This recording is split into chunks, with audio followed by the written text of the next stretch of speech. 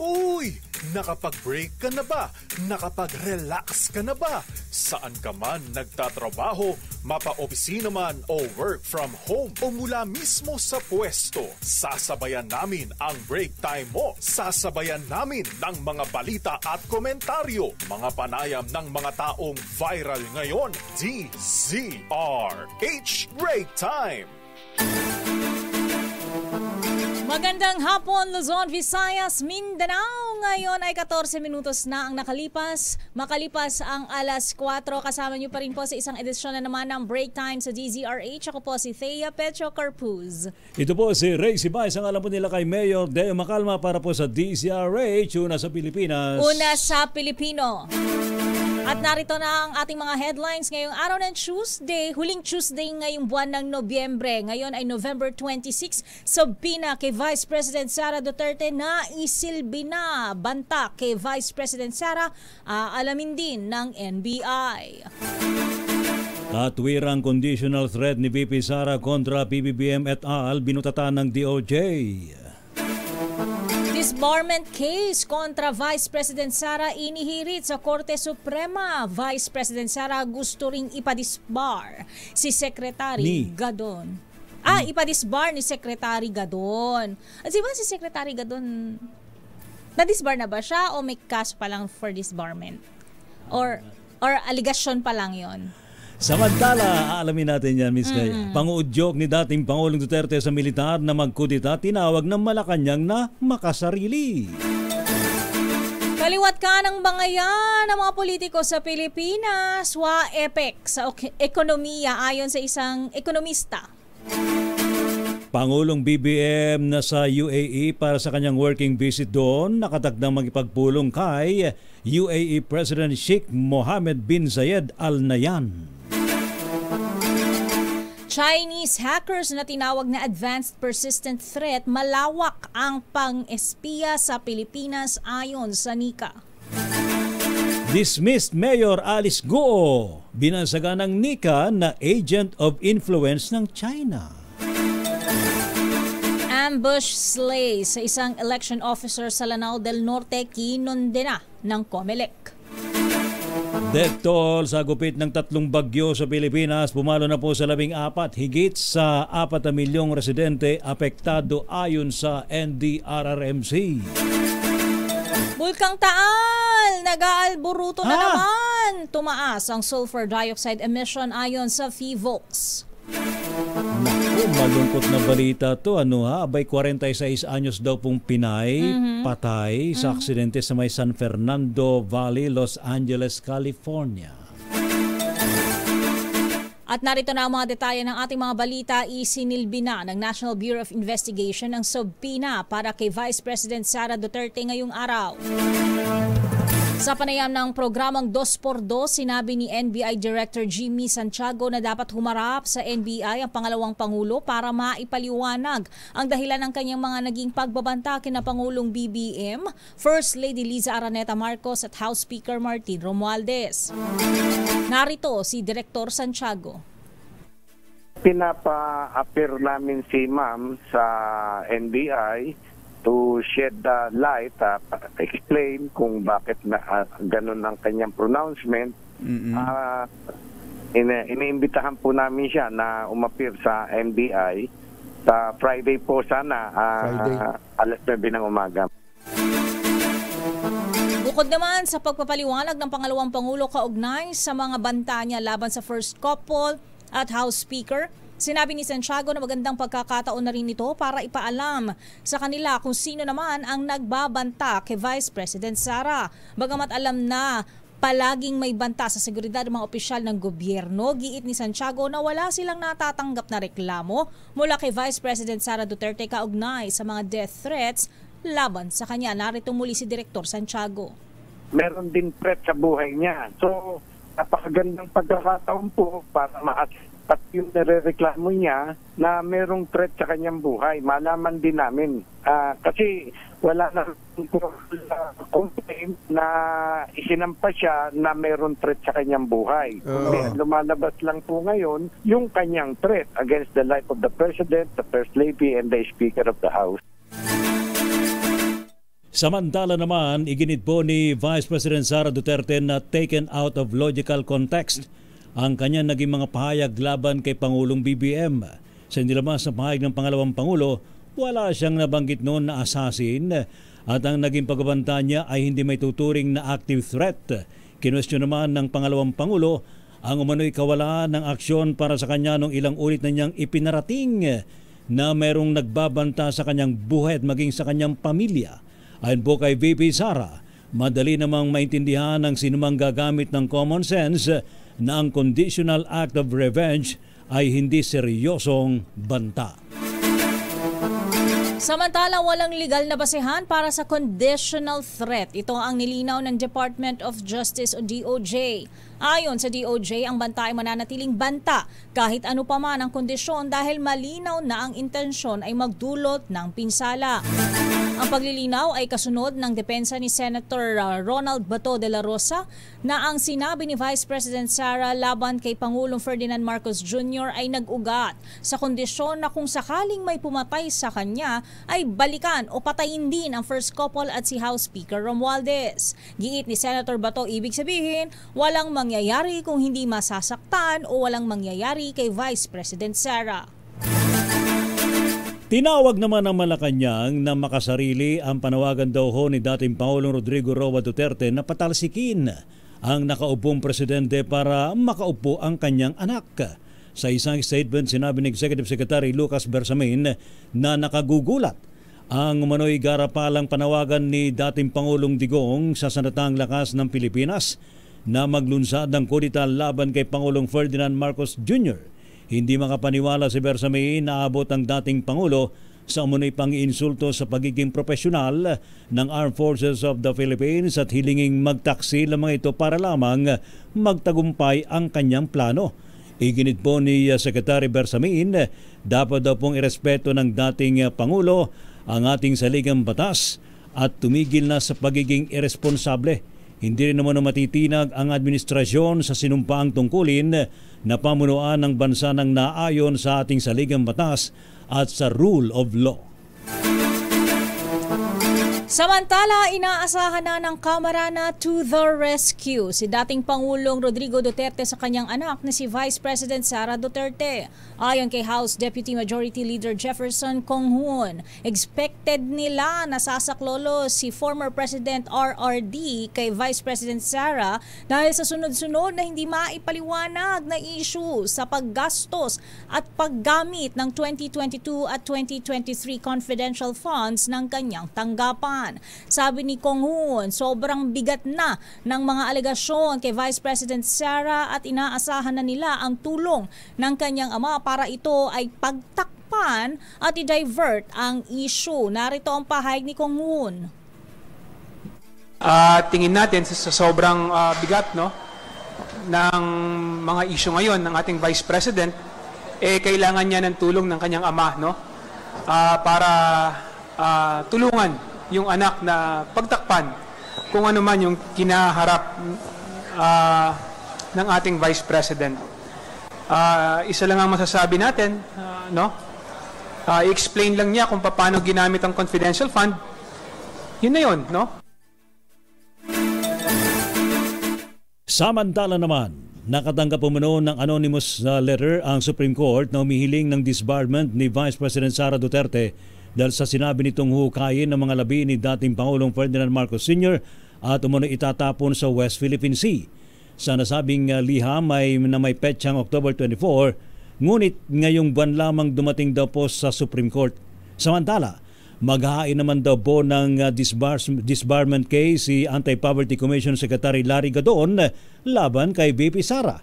Ayon po kay Secretary Gadon, may problema daw sa pag-iisip ang opisyal batay sa kanyang mga kilos at mga pronouncement laban sa Pangulo, First Lady Liza at maging kay House Speaker Martin Romualdez. Kaugnay nga ng balitang yan, dapat nang ideklara ng Kongreso na mentally incapacitated si Vice President Sara Duterte. Ito ang paniniwala ni Larry Gadon na siyang kalihim ng Office of the Presidential Advisor on Poverty Alleviation. Kaugnay ito ng online na ginawang press briefing ni Vice President Sara kung saan pinagbantaan nito ang first couple at si House Speaker Martin Romualdez sakaling may mangyari sa kanyang masama. Narito ang bahagi ng pahayag ni Gadon. Nagpaplano ka magpapatay ng presidente, pati pamilya ng presidente, papapatay mo, pati yung speaker. Tapos mura ka ng mura doon sa presidente. In public, yung ginagawa mo. Paano mo masasabi na you are still mentally capacitated to perform your role as Vice President? Hindi na. Kaya ako, minumungkahay ko sa Kongreso, pailan nyo na lang yan na i-declare nyo na lang siya mentally incapacitated and then mag-elect kayo ng bagong Vice President. Naniniwala naman si Gadon na hindi magdudulot ng kaguluhan sa bansa sakaling ma-impeach si Vice President Sara Duterte. Paliwanag pa niya may sinusunod na proseso batay sa konstitusyon kung saan ang hahalili sa pagka-vice-presidente ay ang Senate President o ang House Speaker. Samantala naman, palalayain daw po ang 4 opisyal ng Office of the Vice President na unang na-contempt ng House Blue Ribbon Committee o House Committee on Good Government and Public Accountability. Ito po ang motion ni Abang Lingkod Party List Congressman Joseph Stephen Paduano sa hearing po ng komite na natapos kanina madaling araw. Inabot pala sila madaling araw. Na naman? Sa motion ni Paduano, kinonsidera ang pagharap na mga ito para sagutin ang isyu kung paano ginastos at ginamit ang 2022 at 2023 confidential funds ng Office of the Vice President. Ang pinayagang makalaya ay sina Lemuel Ortonio, Assistant Chief of Staff ng OVP, Gina Acosta, Special Disbursing Officer, Edward Fajarda, dating DepEd Special Disbursing Officer, at Sunshine Fajarda, dating Assistant Secretary ng DepEd. Narito po ang naging motion ni Paduano. But Mr. Chairman, because they voluntarily appear in today's hearing, may I move, Mr. Chairman, to grant Mr. Lemuel Ortonio, Ms. Sunshine Fajarda, Ms. Gina F. Acosta, and Mr. Edward Fajarda to be granted the FAR law, Mr. Chairman. So move, Mr. Chairman. There's a motion to grant. Second. Duly seconded. Samantala, handang makipagtulungan ang Armed Forces of the Philippines sa Kongreso kaugnay ng gampanin ng ilang security officer na itinuturong sangkot sa confidential funds si Vice President Sara Duterte. Ayon kay AFP spokesperson Colonel Francel Padilla, handang tumugon ang hukbo sakaling ipatawag ng Kamara sina Lieutenant Colonel Dennis Nolasco at Colonel Raymond Lachica. Kinumpirma ng AFP na aktibong miyembro ng militar ang dalawang pangalan na nadestinoan niya sa Vice Presidential Security and Protection Group. Magugunitang sa salaysay ng Special Disbursement Officers ng Department of Education at Office of the Vice President sina Nolasco at Lachica ang tagatanggap ng confidential fund pagkalabas ng mga ito sa bangko. Iginit ni Padilla na limitado lang dapat ang role ng VP SPG sa pagbibigay ng seguridad sa mga kaukulang opisyal. Samantala, kinumpirma naman ng Armed Forces of the Philippines na natiling aktibo sa serbisyo ang isa sa mga pinangalanang security officer na humawak daw po ng confidential funds sa ilalim po ni Vice President Sara Duterte. Ayon po kay Public Affairs Office Chief Colonel Serces Trinidad, bahagi pa ng Philippine Army, ang si Lieutenant Colonel Dennis Nolasco na itinuturong nakakaalam kung saan dinadala ang pondo ng DepEd. Magugunitang sinabi ni DepEd Special Disbursement Officer Edward Fajarda na kay Nolasco idinidiretso ang confidential fund pagkakuha sa bangko. Kaugnay po nito itiniyag po ng AFP na handa sila magipagtulungan sakaling ipatawag sila ng Kamara sa nagpapatuloy na mga investigasyon. Samantala, walang nakikitang dahilan ang sandatahang lakas ng Pilipinas para magsagawa ng loyalty check. Ito ay sa gitna ng mga kasalukuyang bangayan sa politika, partikular na sa pagitan ni Pangulong Bongbong Marcos at Vice President Sara Duterte. Ayon kay AFP spokesperson Colonel Francel Padilla, hindi na kinausap pa ng liderato ang mga group commander kahit may panawagan si AFP Chief of Staff General Romeo Browner Jr. na manatiling kalmado at huwag malito. Sa press briefing sa Campo Aguinaldo, sinabi ni Padilla na nagtitiwala si Browner sa mga tauhan nitong mananatiling nakatutok sa chain of command. Ito ay matapos ang panibagong hamon ni dating Pangulong Rodrigo Duterte sa militar na umaksyon laban sa umanay fractured government. Iginiit ng AFP na nananatiling intact ang militar sa kabila ng tinawag ni Padilla na mga ingay sa politika. Samantala naman, bagya o halos walang magiging epekto naman sa ekonomiya ng Pilipinas. Ang issue daw ho ng mga yung bangayan ng mga matataas opisyal ng ating bansa. Sa panayam po ng programang Damdaming Bayan, sinabi ni ekonomistang si Michael Ricafort na hindi na bago ang ingay sa politika. Anya kasama sa pagiging demokrasyang bangayan sa politika, ngunit natili naman daw po ang rule of law. Hanggang salita lang, hanggang rhetoric lang, no? Kasi ang importante ay yung rule of law, yung strong institutions of law. Kumbaga, nagagawa ng ating pamahalaan yung trabaho nila, yung reform measure para lalo mapalago yung ekonomiya, lalo mapalago yung kabuhayan, madagdagan ng mga trabaho, at encourage pa po yung maraming negosyo, whether local or foreign, to create a more conducive environment for business. Ang tinig ho ni Michael Ricafort, isang ekonomista.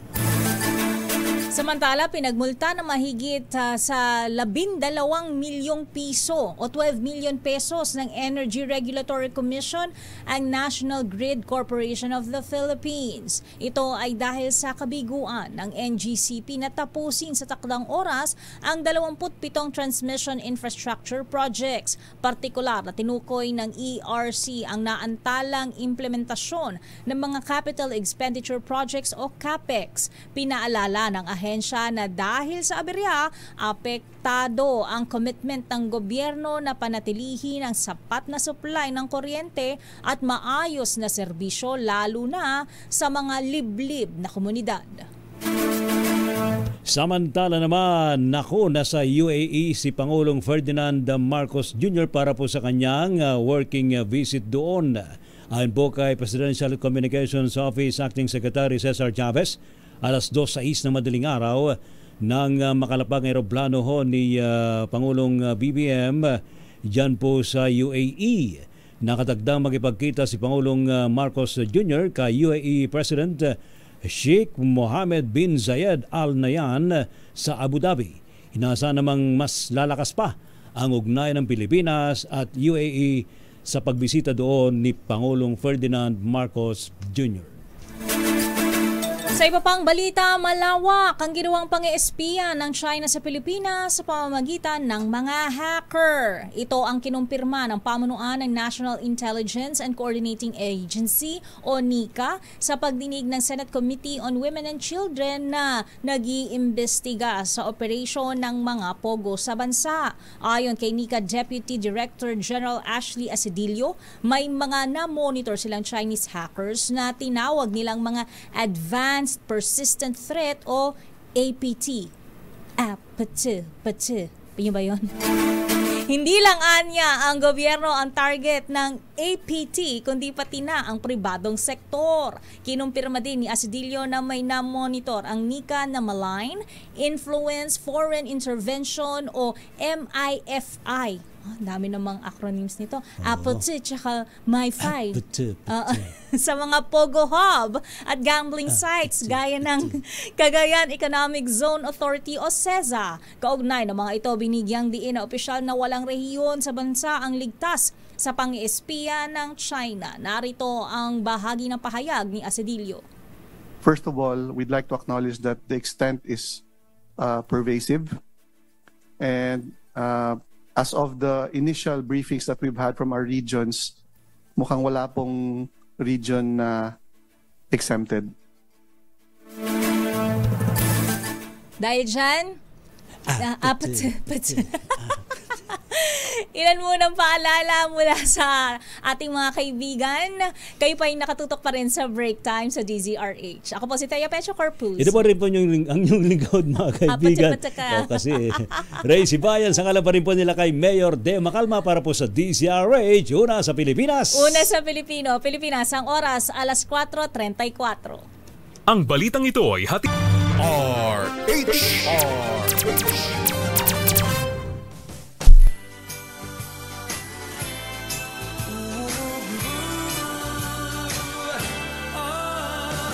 Christmas is just around the corner. Yeah! Nag-practice na. Sorry 29, na, nagpa-practice. 29 days, ho? 29 days na lang po kasi Pasko na. Kaya medyo napapapractice na kami mag-apat ni RS. Wag ho nating palamlamin ang ating Kapaskuhan. Di ba dapat lagi nag-aalab ang pagmamahalan kapag magpapasko? Kasi sabi nila, give love on Christmas Day. Huwag na mag-away-away. Correct. Kaya naman standby sa ating mga reports. Standby RH28 Raymond at Paas. Standby RH12 Milky Riganan. Standby Miss Leth Narciso. Pero, ito na. Maituturing daw na agent of influence si dismissed Bamban Tarlac Mayor Alice Guo, aka Guo Waping. Ito ang sinabi ni National Intelligence Coordinating Agency NICA Deputy Director General Ashley Asedillo sa pagharap nito sa huling pagdinig ng Senado sa operasyon ng mga pogo sa bansa. Ayon kay Asedillo, wala pa mang batas na nagbibigay definisyon kung ano nga ba ang isang agent of influence, ngunit akmaan niya ang naturang termino kay Guo dahil sa paggamit niya ng kanyang katayuan upang makinabang ang bansang kanyang pinaglilingkuran. Narito ang bahagi ng pahayag ni Asedillo. You confirm that Guo Huaping is an agent of influence. Within an historical context, Madam Chair, given that these activities have been common, especially during the Cold War, the activities and the facts that have come to light so far in this committee and in other committees, especially in the House, point to the fact that she is, and even in discussions within the intelligence community, there is consensus that indeed she is an agent of influence.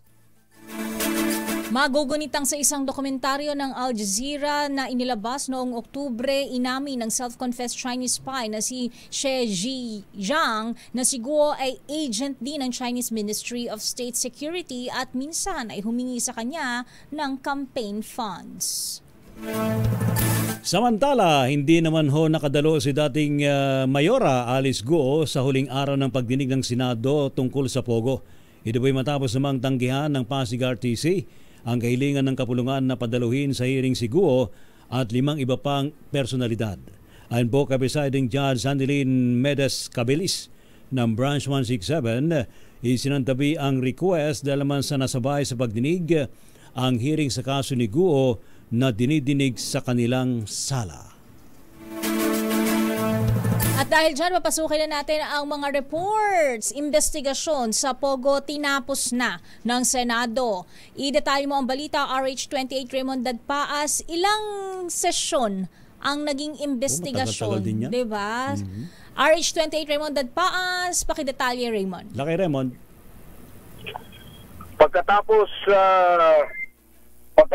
na kay Ray at Miss Taya ng 2 taon, ay tinapos na ng Senate Committee on Women. Tagal pala ha? Ang tagal pala yan? Oo. Naka 2 years. Nagsimula ito 2022. Ngayon, 2024 na. Ito yung investigasyon ng Senado sa operasyon ng mga Pogo. Ayon kay Senador Risa Ontiveros na siyang chairperson ng committee, inabot sila ng 16 na pagdinig. Dito nabulgar ang lantarang pagkasangkot ng mga Pogo sa iba't ibang uri ng krimen, gaya ng kidnapping, torture, prostitution, human trafficking, money laundering at iba pa. Maliban pa sa pananamantala din sa mga kahinaan ng ating mga batas, gaya ng late birth registration, passport law, bank secrecy law, pagtatayo ng mga negosyo gamit ang ibang pangalan at pati karapatang lumahok sa eleksyon. Sinabi ni Ontiveros na walang ibang dinala ang Pogo sa bansa, kundi bangungot sa bawat Pilipino. Ang administrasyon ni dating Pangulong Rodrigo Duterte ang nag-welcome sa Pogo at sila din ang nasa likod ng naging operation nito. Kasamang ilang malapit sa dating Pangulo, gaya ng kanyang naging economic advisor na si Michael Young. Narito si Senador Risa Hontiveros. The Committee on Women, Children, Family Relations, and Gender Equality tried to leave no stone unturned to unravel the many evils brought to our shores by Philippine offshore gaming operators, or POGOs. POGOs welcomed with open arms by the administration of former President Duterte. They have now been revealed to be nothing but a Trojan horse. They have exposed a web of people. Show this web. A web of people who used POGOs for their own selfish interests, their own personal gain, all at the expense of the Filipino people.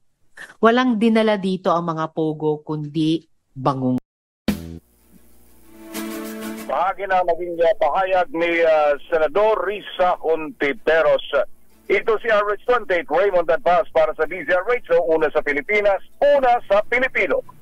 Tama la kay Raymond, nagkawing-kawing na yung mga in-interview, mga naging resource person para dyan sa clarificatory questioning ukol sa POGO? Napakalawak. Actually, kung titignan mo nga, parang bitin pa nga kasi ang dami pa rin mga loose ends. Lalong-lalo na at yung, kumbaga, ang pag-asa na lang ngayon ay yung bang yung Executive Order 74 na ipinalabas ng Malacanang at na ipinagbabawal na, kumbaga, yun naman ang, kung meron mang pinakamagandang resulta ay yung tuluyan ng pagbabawal ng POGO sa bansa sa pagtatapos ng taon. At yun ay sa kautusan na rin ng Malacanang na nagbugat sa investigasyon hinggil sa operasyon ng POGO sa bansa. So, after ditong tinapos itong investigasyon ng Senado, ano ang next move na gagawin ng ng Senado? Well, babalangkasin nila yung kanilang committee report, tignan yung mga remedial legislation dahil nga nakita kung paano pinagsamantalahan yung iba't ibang mga batas natin at lalong-lalo na nga yung pagpasok sa ng yung mga dayuhan at isa sa ating hintayin kung paano maging rekomendasyon nila doon sa mga naglalakihang mga compound, mga buildings na ngayon ay binakante o mababakante dahil sa pagtigil ng operasyon ng POGO. Kung anong mangyayari dito, dahil nga ang pinag-uusapan ay kung ito ba ay kukumpiskay ng gobyerno o kaya ay magiging kanilang disposisyon para in the end ay mapakinabangan din ng ating pamahalaan at ganoon din ng ating mga kababayan. Na-figure out ba kung sino pinaka-mastermind talaga nito? Pinaka-ulo. Doon sa nandyan, merong diagram dyan na ipinakita si Senator Risa. Nasa ibabaw yung pangalan ng Michael Young. Na dikit na dikit. Pati dyan sa picture, nandyan din yung picture ni dating Pangulong Duterte at yung iba pa na mga Chinese personalities na nalantad yung mga pangalan na supposedly ay nasa operation ng POGO sa bansa. Ayun. So wala na. Sorry, babay POGO na. Magre-recommend ba ng kaso ang Senado? Sinong kakasuhan? Sa mga maaring personalidad na sangkot dito? Iyon ang ating hihintayin dahil naman alam naman natin na kapag normally naman ay pwede kasing kahit na in aid of legislation itong ginagawa ng Senado ay pwedeng magamit yung mga resulta or dokumento na lumabas doon sa hearing para masampahan ng mga kaso yung mga dapat na kasuhan. Pero gaya ng mga ibang personalities gaya ni Go Huaping o si Alice Go ay meron na siyang pending case at ngayon ay sa katunayan nililitis na siya sa korte kasama yung iba pang mga personalidad na naging malapit sa kanya at nakasama niya na nag-operate ng POGO. Alright. Salamat kay Raymond. Thank you. Balik sa inyo, Ray at Ms. Thea. Thank you so much. Grabe, 2 years. Oo, 2 years. Hindi natin namamalayan. Na nagkawing-kawing na mga... Hindi natin namamalayan, no? 2 taon pa rin nakalipas, di ba? Parang kailan lang. Oo. Samantala, Kamara, hindi prioridad ang impeachment. Sa ngayon. Ayun pala, meron pala. Sa ngayon. Ganon. Ating alamin sa report ni RH12, Milky Rigunan. Milky. Retea, maraming gawain ng Kamara at walang panahon para pagtuon ng pansin sa ngayon ang impeachment. Ang kay House Assistant Majority Leader Jefferson Kung-hoon, maraming trabaho ang Kongreso sa ngayon sa kabila ng ingay sa politika. Kabilang sa prioridad ng Kamara ay maratipikahan at maisabatas ni Pangulong Bongbong Marcos ang panukalang pambansang budget para sa 2025. Sabi ni Kung-hoon, bilin din sa kandala ni House Speaker Martin Romualdez na huwag magpapadistract at tutukan ang kanilang mga trabaho dahil malapit na ang Christmas break. Narito si House Assistant Majority Leader Jefferson Kung-hoon. Kung napag-uusapan ba ito sa Kongreso, hindi pa namin ito napag-uusapan, no? Dahil nga abalang-abala din kami lahat, no, sa pag-attend ng meeting, no? At marami din kaming mga batas, no, na mga ordinansa, mga panukalang batas na kailangang ayusin, lalong-lalo na naghahabol din kami dahil malapit na nga yung break, no? At siyempre, umuwi din yung ibang mga congressmen, no, sa kanilang mga distrito para tumulong at tignan kung ano yung mga pangangailangan. Matatandaan lumakas sa mga hinala na may susulong sa Kongreso ang impeachment laban kay Vice President Sara Duterte. Ito daw sa mga naging banta nito sa buhay ni Pangulong Bongbong Marcos, First Lady Lisa Araneta Marcos at House Speaker Martin Romualdez bukod sa questionable paggamit umano financial funds ng OVP at DepEd nang siya pa ang kalihim. Ako si Milky Rigunan, nagulat para sa DZRH, una sa Pilipinas, una sa Pilipino. Maraming salamat, Manang Milky. Samantala, higit pang pagpapalalim ng kooperasyon ng Pilipinas at UAE, tinalakay sa pulong nila Pangulong BBM at President Al Nahyan. Idetalye mo ang balita, RH14, Leth Narciso, Miss Leth. Iniyak ni United Arab Emirates President Sheikh Mohammed bin Zayed Al Nahyan na mananatili ang UAE at Pilipinas na nakatuon sa pagpapatibay ng mga ugnayan at pagbibigay ng pangmatagalang pakinabang sa mga mamamayan ng bawat bansa. Mensahe ito ng UAE President at sa pagkikita nila ni Pangulong Ferdinand Marcos Jr. sa Abu Dhabi. Kalarawang ibinahagi ni President Al Nahyan sa kanyang official X account at ipinakita ang pagtanggap nito kay Pangulong Marcos sa kanilang palasyo. Ayon sa UAE President, at tinalakay nilang higit pang pagpapalalim ng kooperasyon sa pagitan ng UAE at Pilipinas at sa mahahalagang larangan. Kabilang dito ang may kinalaman sa ekonomiya at kalakalan. Ang pagkikita ng dalawang leader ay napapanahon sa pagdiriwang ng 50 taon ng pagkakaibigan at pagtutulungan ng UAE at Pilipinas. Ito si Leth Narciso para sa DZRH, una sa Pilipinas, una sa Pilipino. Thank you. Salamat, Ms. Leth Narciso. Samantala naman, Armed Forces of the Philippines sabay dumistansya raw po sa panawagang military intervention ni dating Pangulong Duterte. Tinawag itong ingay. Ating alamin sa report ni RH52, Edniel Parosa. Edniel. Ray, nakiusap ang Sandatahang Lakas ng Pilipinas na huwag na silang idawit pa sa mga tinawag nitong ingay ng politika. Tugon nito ni AFP spokesperson Colonel Francel Padilla sa panguudyok ni dating Pangulong Rodrigo Duterte para isalba ng militar ang fractured umanong gobyerno. Sa pulong balitaan sa Campo Aguinaldo, sinabi ni Padilla na ayaw makikas na AFP sa napakaraming issue na dapat nitong harapin. Ginayat ng opisyal ang naunang pahayag ni AFP Chief of Staff General Romeo Barrio Jr. na non-partisan ng militar kaya hindi na kailangan pang isalang sa loyalty check. Sinabi ng opisyal.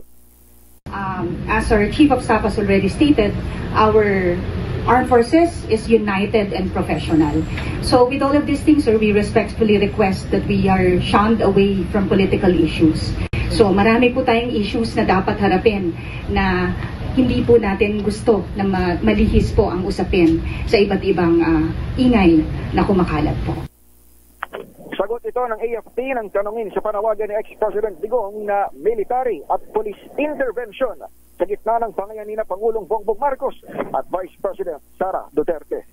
Ito si Edniel Parosa, nagulat para sa DZRH. Una sa Pilipinas, una sa Pilipino. Maraming salamat, Edniel. Habang tinatawagan pa natin si Val Gonzales, umakyat pa nga sa 14 ang napaulat na nasawi dahil sa pananalasa ng bagyong Nika, Ophel at Pepito. Mula sa nabanggit na bilang, sinabi ng NDRRMC na 5 pa lamang ang validated o kumpirmado. Samantala, pumalo na sa higit 4 na milyong individual ang naapektuhan ng 3 bagyo. Halos 80,000 pa rito ang kasalukuyang nasa mga evacuation center. Umabot naman sa higit 388 milyon pesos ang halaga ng tulong na naipamahagi ng pamahalaan sa mga nasalanta ng kalamidad. Samantala naman, marimpong kinundinan ng COMELEC ang nangyaring pamaslang sa isang election officer sa Lanao del Norte. Ayon po kay COMELEC Chairman George Erwin Garcia, hindi lamang ito may tuturing na krimen kontra sa mga public servant, kundi isang pag-atake sa demokrasya. Naipag-unayan ng COMELEC sa mga otoridad para sa investigasyon sa naturang karumal-dumal na krimen. Magugunit ang pinagbabaril sa acting election officer ng Nunungan Lanao del Norte na si Mark Orlando Valleser II ng 2 hindi pa nakikilalang mga suspect. Babalikan pa natin ang papangdetalye ng ating mga nagbabagang balita. Val G, standby ka lamang. Oras, 3 minuto bago ang alas 5 ng hapon.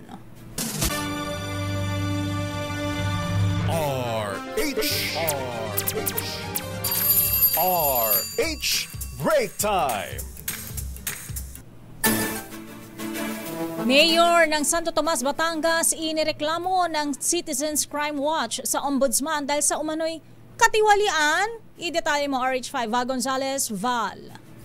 Mister, nireklamo nga ng katiwalian ng anti-corruption group na Citizens Crime Watch sa Office of the Ombudsman si Santo Tomas City, Batangas Mayor Arjun Marasica na tilang opisyal ng lungsod.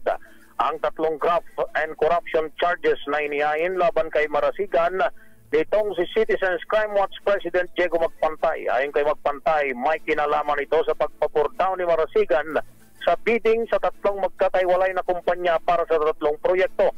Sabi ni Magpantay na ang unang kaso ay may kinalaman sa Notice of Award para sa mahigit 1.8 milyong pisong supply at installation ng energy efficient street lighting system sa 3 barangay na ibinigay sa DSOM barangay sa General Construction. Abang ang pangalawa at 3 complaints ay para sa mahigit 6.3 milyong pisong supply at delivery ng customized medal at certificate holder para sa ilang eskwelahan sa Batangas na ibinigay naman sa Jowar Trading noong July 21, 2023. Sabi ni Magpantay, malinaw na nilabag ang procurement law dahil nauna ang delivery at installation ng proyekto bago pa man ang proseso ng bidding. Ako si Val Gonzales, DZRH, una sa Pilipinas, una sa Pilipino. Maraming salamat, Val Gonzales! Magpadikit ka na ng DZRH sticker at manalo sa DZRH Kadikit Panalo Promo. Madali lang. Kapag namataan nyo sa inyong terminal ang DZRH team, agad magpadikit ng DZRH sticker sa inyong sasakyan. Sa backfill ng DZRH sticker, isulat ang pangalan, address, cellphone number at lagdaan. Dahil kapag ikaw ang aming natawagan, instant 1,000 pesos ang iyong mapapalalunan. San ka pa? Magpadikit ka na ng DZRH sticker sa iyong sasakyan. Oh, heto na! Aba, ang bilis naman. Meron na tayong na-tsempohang nadikitan na ng DZRH stickers sa kadikit promo ng DZRH, Miss Thea. Abay, ang bilis-bilis naman. Talagang open-open ng kanyang linya. Hello! Ano para pong pangalan nila? Matawagan. Correct. No? Hindi nag-busy tone. Hello po, magandang hapon. Ano pong pangalan nila? Magandang hapon po. Ako po si Janice Rosa. Janice Rosa. Ano pong sasakyan ang pinadikitan? Jeep po. Jeep! Nadikitan ng swerte ang kanyang jeep. Nagmamaneho kayo, ma'am, ng jeep? Konduktor lang ako. Asawa niyo po yung driver? Oo. Ayun. Asawa niya yung driver. Usually pag konduktora yung wife basta yan. Driver. My sweet lover. My lover. O sige, ano ba? Ito ang tanong para makuha mo na ang tanong, Miss Janice. Limpak-limpak na 1,000 piso. Aha. Ano pong himpilan ng radyo ang madalas ninyo pinakikinggan? DZRH! Yun! Ang bilis naman ng sagot, ha? Thank you, Miss Janice. Huwag mo ibaba yung telepono para mabilis ding makapasok. Yun! Pasok na pasok. Ang 1,000 piso. Salamat, Miss Janice. Sakto yan kay Miss Janice talaga yung mapupunta. Hindi yan Thank kay you. Kuya. Ayan. Hindi kay Kuya. Oo nga, no? At, basa pa? Oo, sige, isa pa. Isa pa. Talaw, ito nga kasi nga, mas dumami pa ang ibinubugang sulfur dioxide ng Bulkang Taal sa Batangas. Ganun, nag-aalborito na naman yung Taal? Sa magdamagang monitoring ng PHIVOLCS, naglabas ng 7,580 na tonelada ng asupre ang bulkan. Mas mataas sa 3,997 na tonelada na inilabas ang Taal noong isang araw. Umabot sa 600 metro ang taas ng ibinuga nitong usok, pero wala naman umanong na-detect na VOG o volcanic smog mula sa bulkan. Sa kapila nito, nananatili ang alert level 1 sa Taal kung saan mahigpit na ipinagbabawal ang pagpasok sa loob ng permanent danger zone. Huwag tayo makulit. Mukhang gustong awatin ng Taal yung nangyayaring bangayan sa politika. Baka ito na ang maging solusyon. Tayo talaga, tayo tama ng bangayan. Correct. Samantala, isang 46 anyos na Pinay ang namatay matapos salpukin ng SUV ang kanyang kotse sa may San Fernando Valley sa LA, California. Ang biktima po ay si Christina David na isang commercial mortgage professional. Ayon po sa report sa Amerika, hinabol daw po ng mga pulis ang isang nakaw na Mercedes SUV hanggang sa ito'y sumalpok sa Tesla car ng ating kababayang Pinay. Ano ba naman yan? Hindi nakaiwas ang Tesla car. Dahil po sa lakas ng impact na yupi ang bubong ng kotse habang nagtamo ng matinding pinsala sa katawan ang kababayan nating si Christina David. Nakikiramay tayo sa family ni Aling Christina. Ano ba yan? Nadamay lang. Lungkot-lungkot naman yan. Sa Pasko darating. Hay. Pero, ito dalawang weather system ang inaasahang magdadala po ng maulap at maulan na kondisyon sa Mindanao at ilang bahagi ng Luzon. Ano na? Makikipasko. Sana huwag na silang umabot sa Kapaskuhan. Huwag namang bagyo, okay na yung ganyan. Yung mga papitik-pitik lang na ulan. Ganun. Ayon sa pag-asa, ang Intertropical Convergence Zone or ITCZ ay maaaring magdulot ng maulap na kalangitan, kalat-kalat na pag-ulan at pagkidlat, pagkulog sa Mindanao. Pero bakit ganun? Minsan yung Mindanao pero nadadamay pa rin yung Metro Manila. Siyempre, oo. Ang Northeast Monsoon o amihan naman ay maaaring magdala ng malamig na hangin at maulap na kalangitan na may mga pag-ulan sa Cagayan Valley, Cordillera Administrative Region at Aurora. Nagbabala ang pag-asa na ang katamtaman hanggang sa malakas na pag-ulan ay maaaring magdulot ng flash flood at landslide. Samantalang Ilocos Region ay magiging bahagyang maulap hanggang sa maulap na may pulu-pulong mahihinang pag-ulan na dala ng amihan. Ang nalalabing bahagi naman ng bansa ay makararanas ng bahagyang maulap hanggang sa maulap na papawirin na may pulu-pulong mga pag-ulan dulot ng localized thunderstorms. Yan ito yung nararanasan natin. Localized thunderstorm.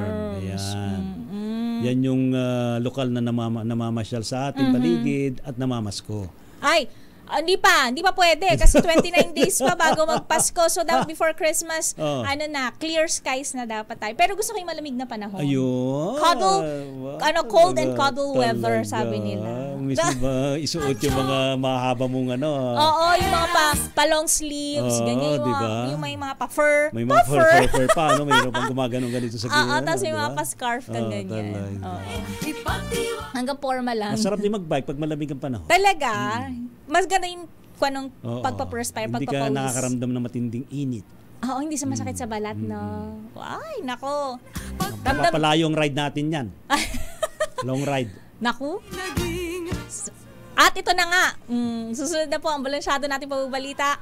Hatid sa atin ni Ka Henry Uri at Miss Kay Karen Oyong. Isa na namang edisyon ng Break Time ang napagsaluhan natin ngayong araw na ito. Nakasama niyo po, ako po si Thea Pecho Corpus. Ito pa rin po inyong lingkod mga kaibigan, si Ray Sibayan. Sangkalan pa rin po nila kay Mayor Deo Macalma para po sa DZRH. Una sa Pilipinas. Una sa Pilipinas. Ang oras 7 minuto makalipas ang 5:00 ng hapon.